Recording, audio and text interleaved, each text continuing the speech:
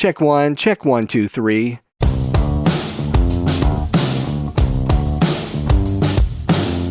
Hey everybody, it's Michael Helms, also known as Michael the Sound Guy, and this is the Location Sound Podcast.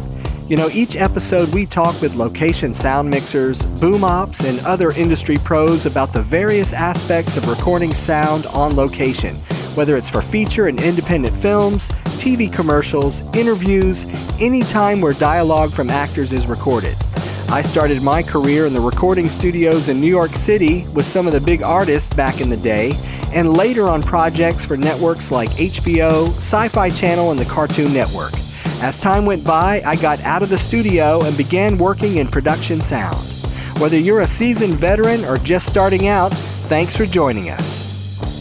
Okay, my guest today is a boom op, production sound mixer, sound designer, and educator. He's currently based out of Shanghai, China. Please welcome Siddharth Sadashiv. Hello, Michael. Thanks for having me here. How are you doing? I am good, and we have agreed that we will say Sid for short. Well, let's talk a little bit about COVID-19 in China right now. So you had mentioned before we started recording that you guys are on like serious lockdown, right? Well, we were under a serious lockdown about 4 months ago. So I currently teach here at the Shanghai Vancouver Film School, which I'll talk about later on. But we actually shut down the middle of January. So it all started back when the Chinese New Year began, which usually falls around the end of January and February. And that is exactly when the COVID-19 started in Wuhan, the city, in Hubei province. And from that point onwards, China went under a very strict lockdown for the next 2 months. It wasn't up until the middle of March that they slowly started recovering. They still haven't fully recovered. And since I'm in Shanghai, Shanghai wasn't affected as much compared to some of the other cities around China. But it was still affected though, and it was still under a lockdown. But Shanghai, life has slowly started going back to normal. They still haven't opened any of the educational institutions, universities, or colleges of any of that sort. But most of the banks have opened, a lot of the business have opened, restaurants, all of that have opened, and people have slowly started getting out. But they're still taking precaution, and there's strict government rules that you can't venture out without wearing a mask. The rules still apply, but we've come out of that strict lockdown phase. And I would say we're more like in a semi-lockdown right now. Okay. Yeah, things here are still like, depending on where you live in the country, some are, more infected areas. But yeah, we have a mix. We were at the grocery store the other day, and I would say 50% of the people had a mask and 50% didn't. So it's going to be interesting to see how all this works out in the end. Yeah, I have a friend in Italy who was telling the same thing, where he would go to a grocery store or a supermarket and he would see certain people, again, wearing a mask, and that would really offend some of the people wearing the mask. And then there would be like a big dramatic scene happening in the supermarket.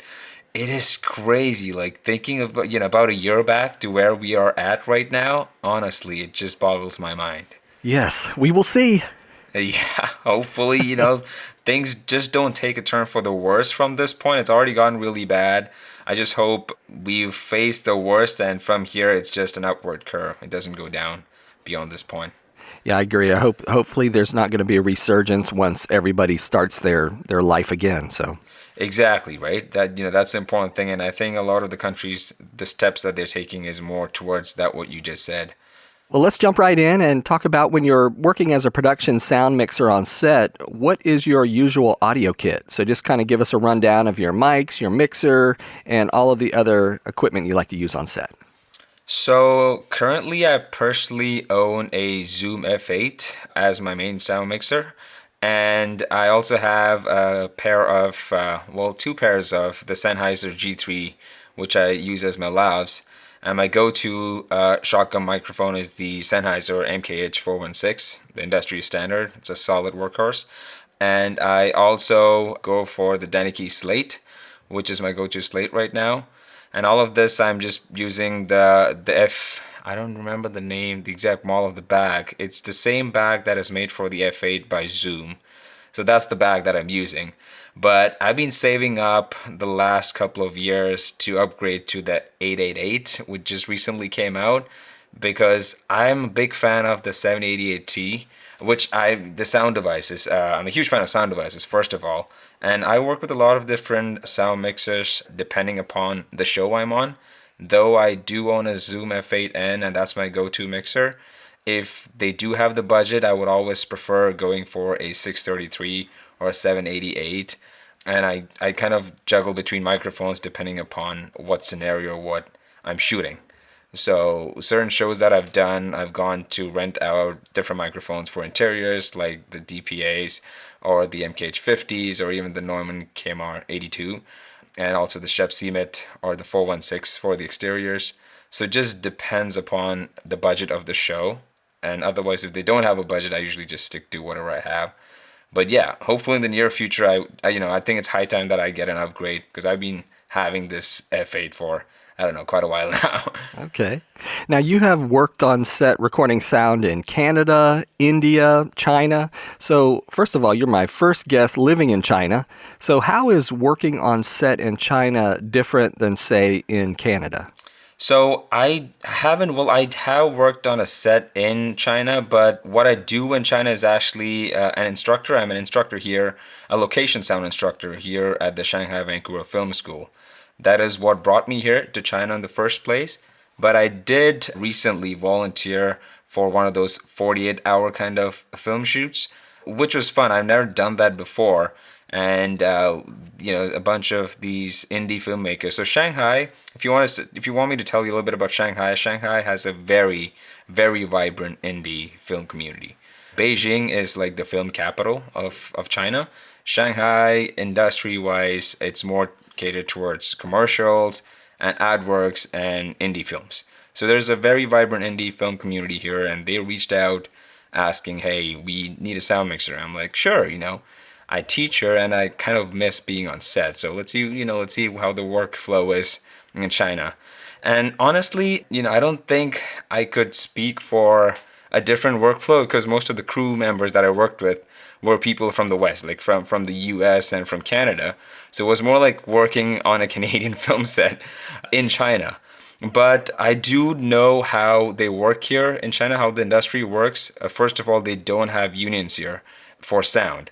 That's one of the biggest problems here. So, and the rates just vary. The amount of pay that you get just depends upon the show that you're working on.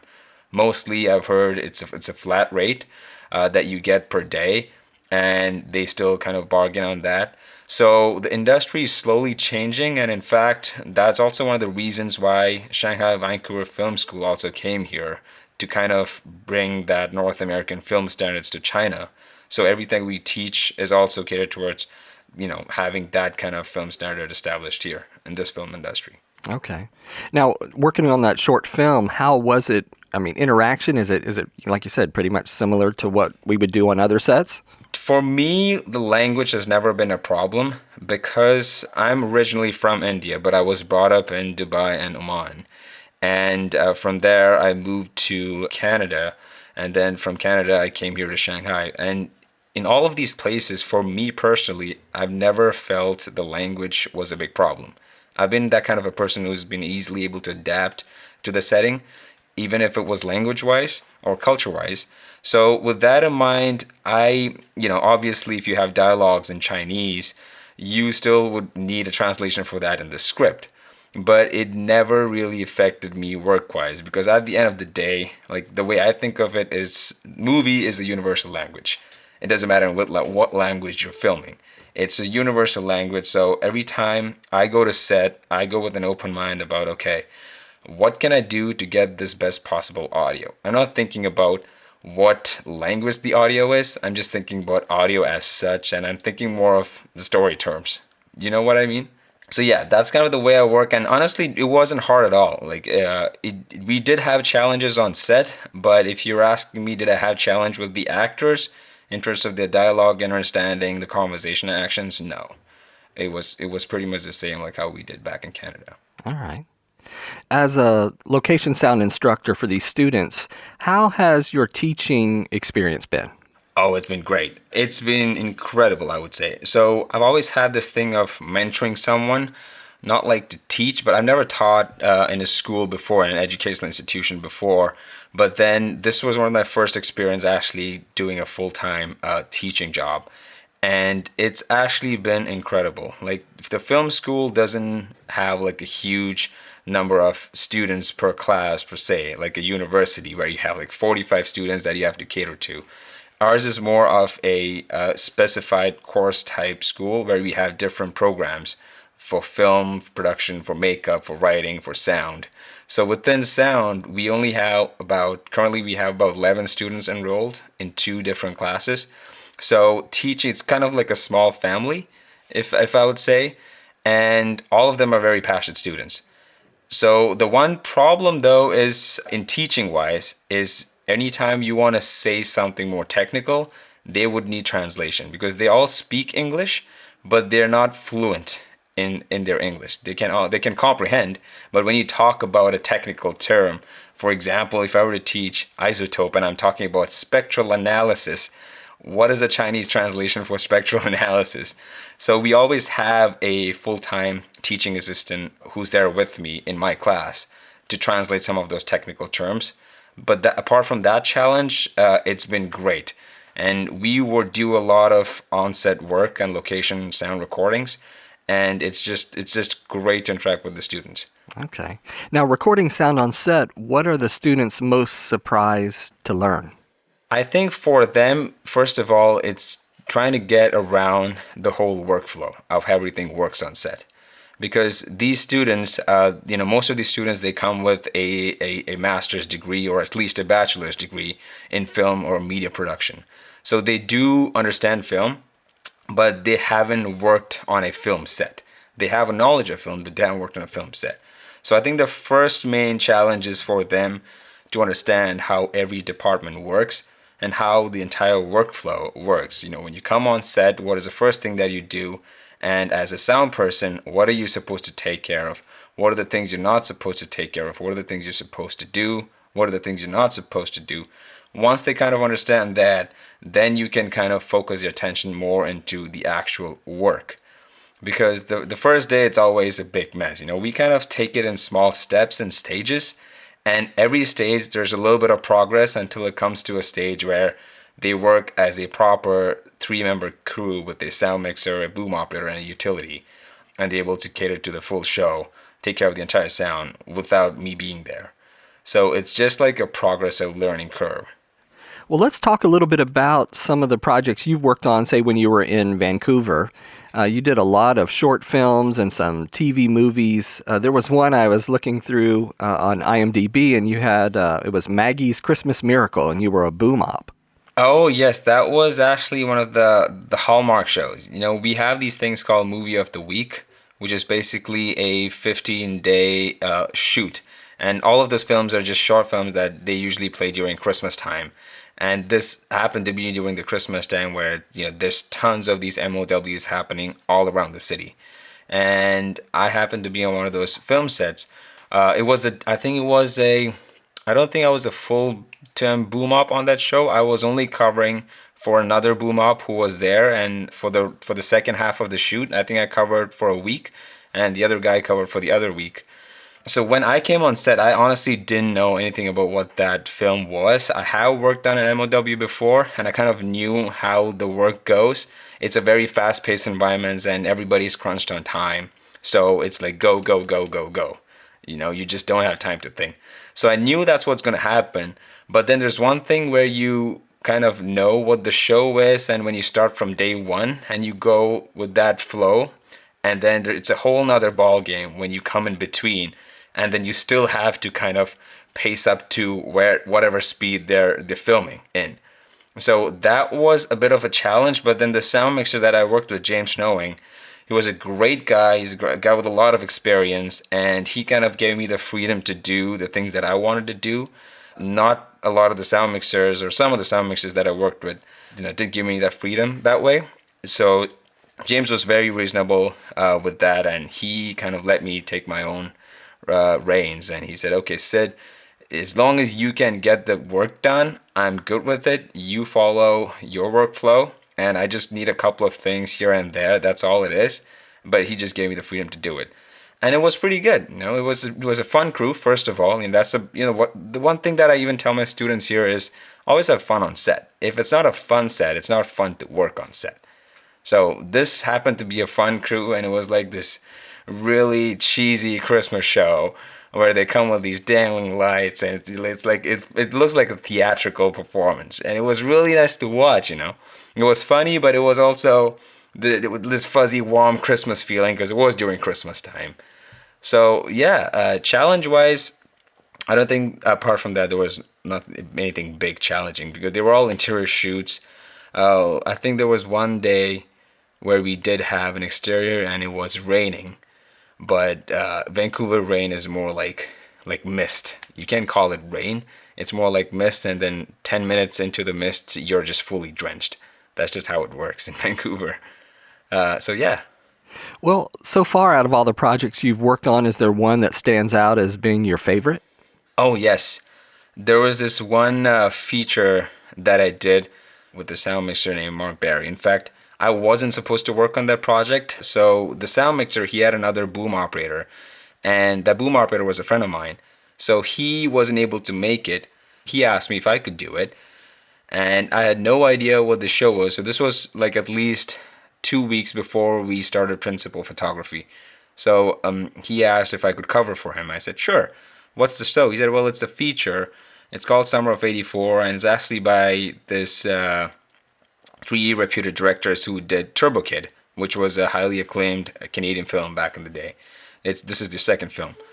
So I did some research on the directors, and I got into the crew, and they sent me the script. I read the script. It was this pretty cool thriller, and it seemed like a show where we could possibly achieve a lot of good production audio, but then we'll just have to wait and see.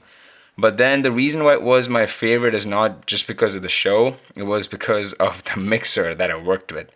So the sound mixer, Mark Barry, was the first time that I worked with him, and he has that mixer who is, if he needs something sound-wise, he makes sure that he gets it. It doesn't matter who the director is or who the producer is. It doesn't matter who's working around him. And he's very strict about it. And he wants the boom operator to kind of work to his speed and his workflow. He's like, well, this is what I was telling you before, where I did work with some sound mixers who didn't really give me that freedom to work the way I wanted. But so I kind of had to, the first week was really challenging. There was these constant, unmatched chemistries between me and the sound mixer. But the overall thing is, the first thing you got to know is you can't just come to set with your egos. You got to leave all that apart. And we didn't have any egos, but then I was always thinking, and he was always thinking of, okay, we can't affect sound. We're having problems between us, the sound mixer and the boom operator, but we can't just let that affect sound. So it wasn't anything personal. It was just that I was trying to catch up to the way he worked. And he comes from like a extremely reality show world. He's done some high crazy BBC documentaries, and he worked on Coldwater Cowboys, which is an extremely challenging show out on a boat, rather than a boat for like a whole week. So he's come from a lot of different challenging shows. So he's really experienced. And because of that, I really wanted to catch up to him.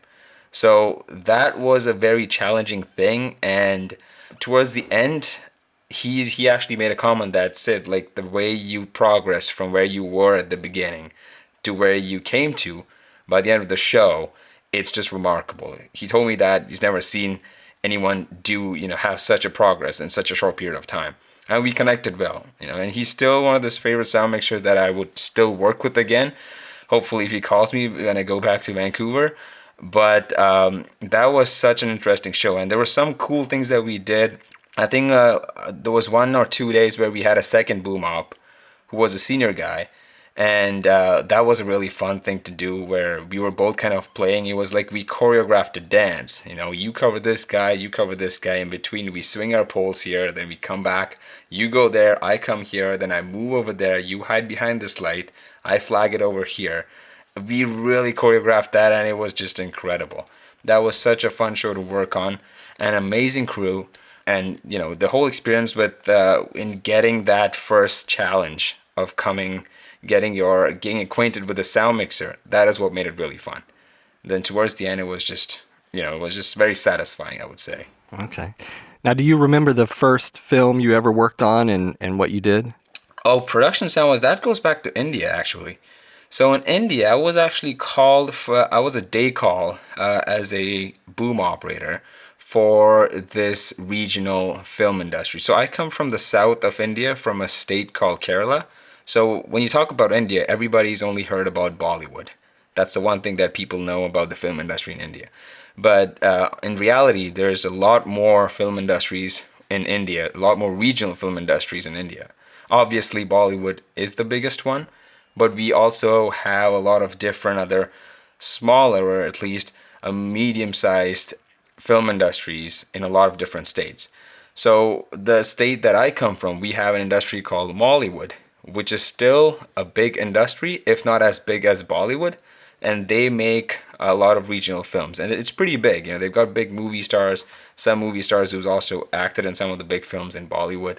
So it is still big in the south, but not so much in the north of India. So that's just how it works. So for one of those Mollywood films, I was called in to be the boom operator, and it was my first it was my first big show as a sound person. I've never done a short film. I've recorded like sound effects and all of that for a film, but I've never done production sound for even a short film before that. And here I was getting called directly, a day call, to cover for a boom operator for one day for a big feature, for a big budget feature. I had no idea what I was getting into, and honestly, the experience. I was lucky. Honestly, I was lucky because the whole day, the only shot they were doing was like the interior of a car, where the actor and the actress, they were both sitting in the front passenger seat and the driver's seat, and they were just having a conversation. So all you had to do was rig up the car, wire the car, and then just let them be. They just keep driving. That's all we did for the whole day. The whole day, that's all we did. So I was lucky that we still were able to come up with good audio, but I did not make any sound reports. I had no idea what a call sheet was, first of all. I had never heard of it. And so there were so many things that I didn't know. It was really funny thinking back right now. But then, you learn. The first show is always the one where you make mistakes and then you learn as you progress, right? And so, yeah, that was my first one. How did you get started in production sound? I've always been a huge fan of movies. I watched movies ever since I was a child. It was my dad to blame, who's always been like the Hollywood Clint Eastwood, Sean Connery kind of guy. So ever since I was a kid, I've always been inclined to movies, but it wasn't up until when I was in college that I realized this is actually what I want to do, sound for film. And once I started reading a couple of different books about sound, I came across this thing called production sound, sync sound, they called it. And I was like, okay, what is this production sound? What is sync sound? And at first, as a layman, I thought sound for movies was just all done, recorded using a single microphone. And, that is what I heard in the big movie theater, which I'm pretty sure a lot of the people who don't know about what we actually do, that's the way we think. And that is okay. And that's also how I thought it was. Up until, when you start learning, I came to realize that some of the sound mixers or some of the sound designers, they're very particular about using live sound. Live sounds rather than having sound effects cut from a library. So I kind of started doing that with some of the first short films that I started working on. And I really understood the difference of how it is when you actually record your own sounds versus how it is if you're using somebody else's recorded sounds. There's a huge difference. And that really got me into it. That really catapulted me into it. Plus, when I started kind of digging more into the community of what other sound mixers and boom operators do and what is the kind of gear that they use, that got me really hooked into it. And then there was no turning back. I just fell in love with it ever since, and it just keeps growing. Yeah, like what's the mindset? It's like you've been out in the field. I mean, you've had your education, you've been out in the field, you've worked, and now you're teaching. Is your thought processes kind of reformulating as you go back out in the field to work again?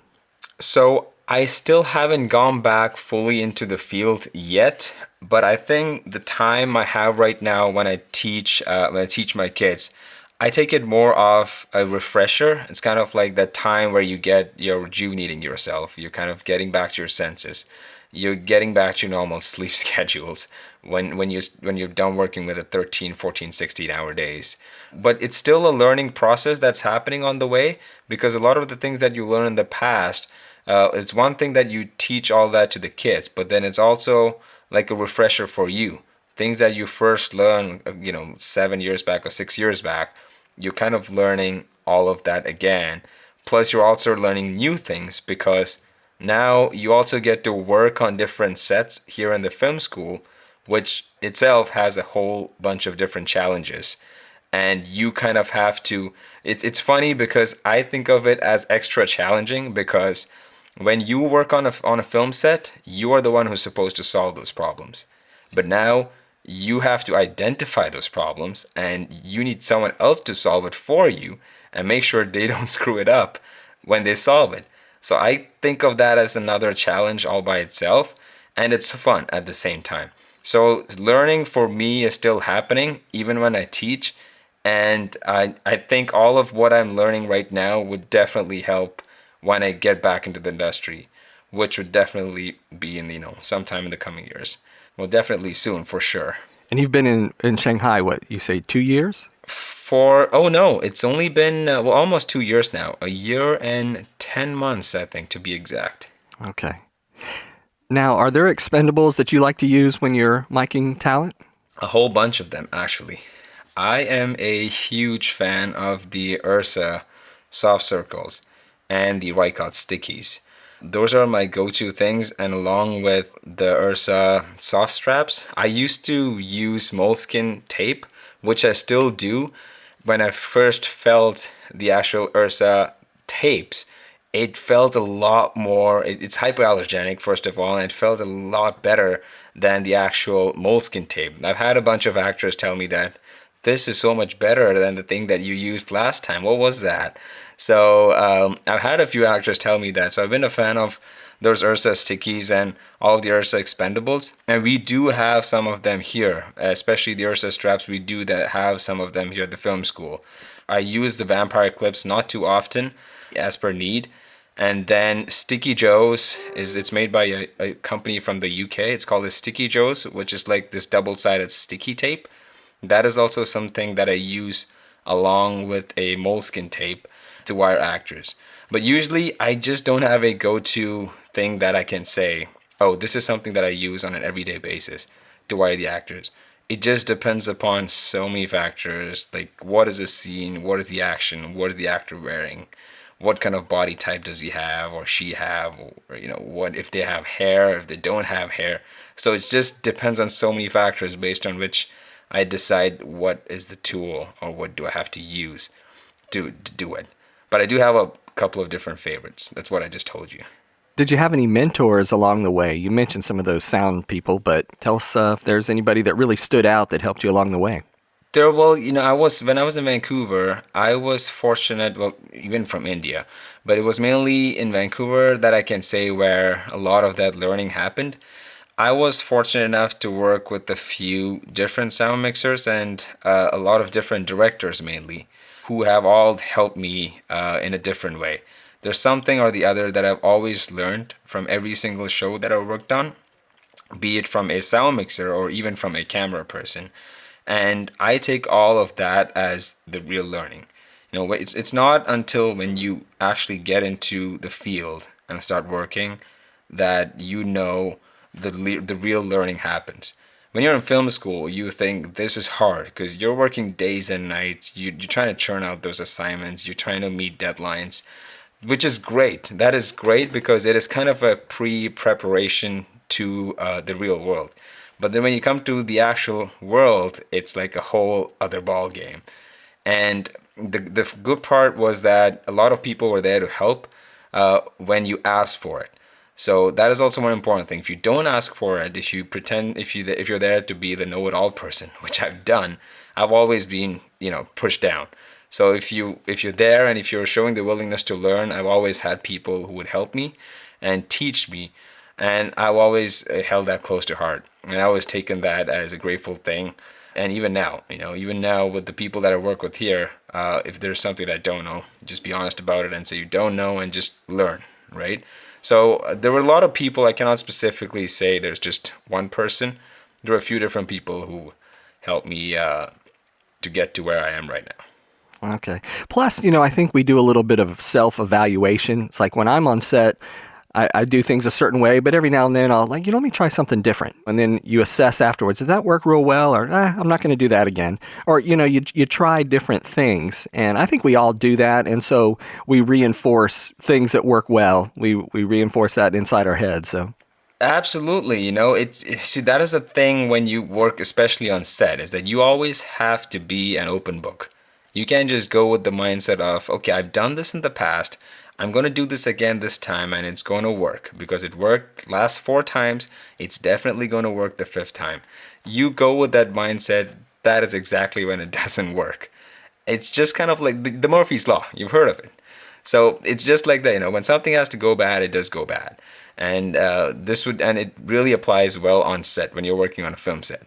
So I think the important thing is you always have to be open-minded, and you really have to go out there with accepting all the challenges that come your way and kind of work towards all those challenges with all of those knowledge that you've gained from solving some of those challenges in the past.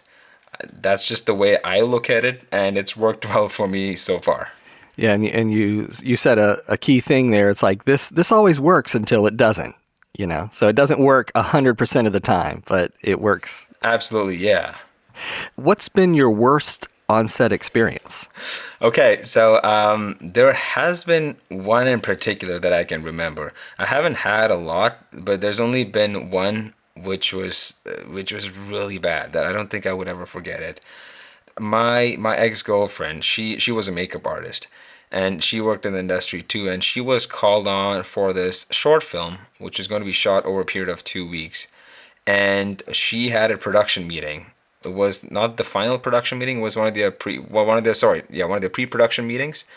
So I was just waiting in the car. I said, okay, you go do that, I'll just hang around until you come back.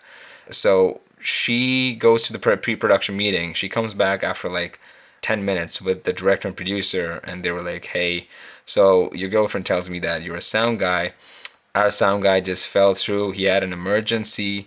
Would there be any chance you would be free, and would you be willing to go for it? We can talk about budgets and everything after that.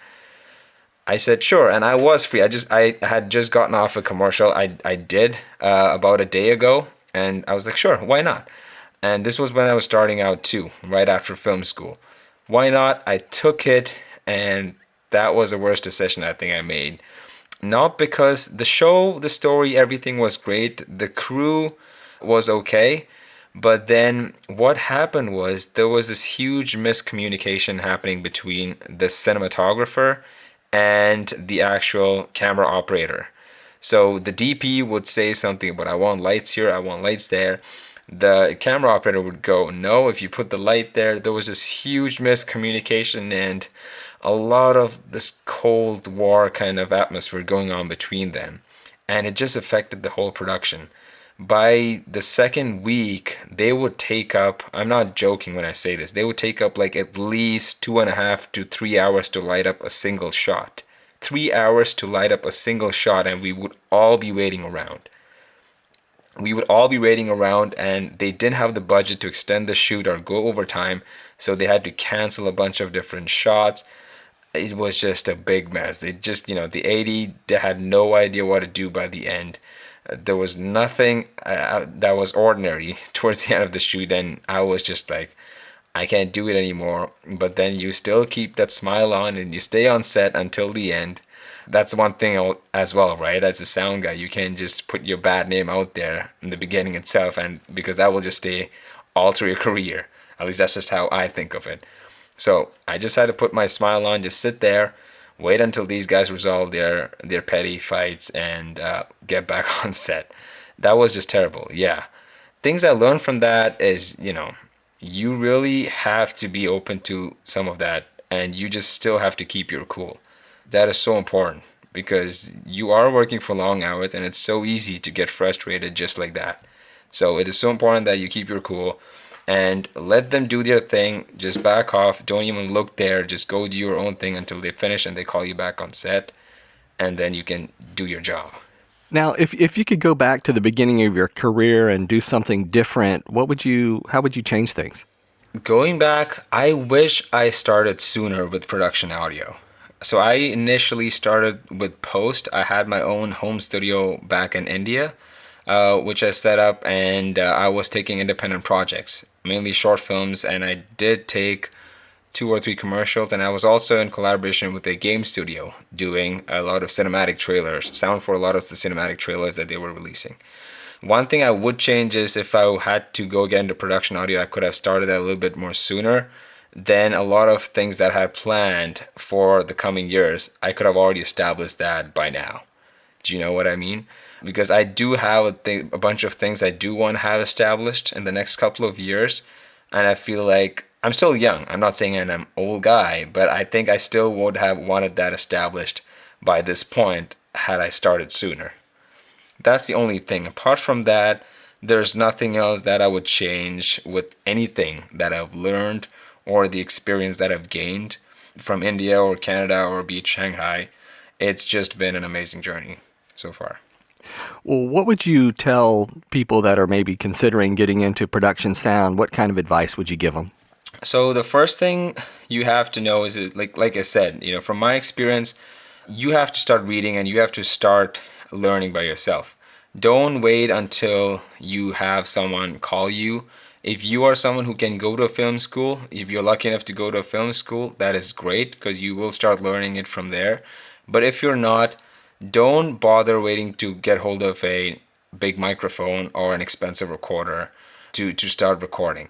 Whatever you have, I sold my first guitar to buy my first recorder, which was a Tascam DR40. And I did production audio with that for the first couple of years. And it worked great. I'm not saying it was perfect, but I still did whatever I wanted to do with whatever I had learned with that little recorder. And that has taught me so many things. That really gets me the understand of what is wrong and what is right. And the main thing about production audio is you really have to be open to everything that comes your way in terms of the gigs you get, especially when you're starting out. If there's someone asking you to do for free and you want production sound, go for it. Maybe stress on the fact that, hey, can we record this live? You are starting out, you want me to work for free anyway, so let me just record the live production sound as well. Ask and do that, because that might end up being good for you too, because you will learn a lot of things by simply recording that. It might not be usable, but it's still something that you did, and it's something that you will learn, and you know how to better that next time. So that's one big advice that I think a lot of people who are starting out should that I would give them. Yeah. Well, cool. This has been great, Sid. I appreciate you taking the time. We have, a 12-hour time difference between us? Yeah, no problem. I hope it wasn't too early for you. Because for me, it's totally fine.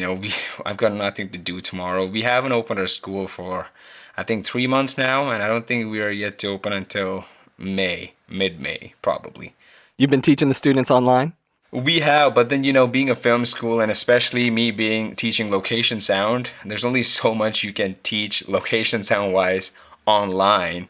I mean, come on, we work on set, we work on location, but still I do teach some of the post classes like dialogue editing and some of the post processing classes. So some of those I've been able to teach online, but then there's only so much we can do as sound. So we're kind of waiting to get back to the studios and kind of get back to the grind. But so far, yeah, we're trying to cover as much as we can so that when we get back, it won't be a big chaos and, all of us running around pulling our hairs. All right.